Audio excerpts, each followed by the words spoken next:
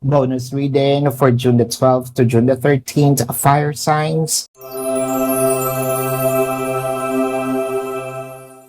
Your cards are the Four of Intelligence, the Page of Intelligence, and the Six of Charisma. Mas napapansin natin ngayon na si person parang mas gustong makipag-bonding sa atin. Magugulat tayo kasi hindi naman siya ganito dati. Lalo na with the Four of Intelligence, parang naramdaman nga natin na may pushback, parang ayaw niya, parang napipilitan lang siya, pero ngayon parang nagugustuhan niya. Siguro meron ka rin mga bagay na sinishare sa kanya na first time niyang natututunan, first time niyang naririnig, first time niyang na-experience with you.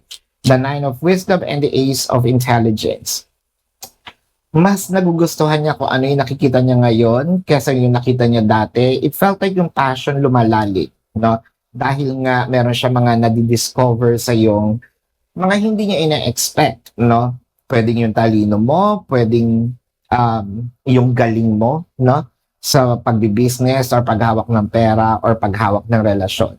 So this is your quick reading, or bonus reading rather, for June the 12th to June the 13th. My name is Daphne, but spirit calls me bye bye.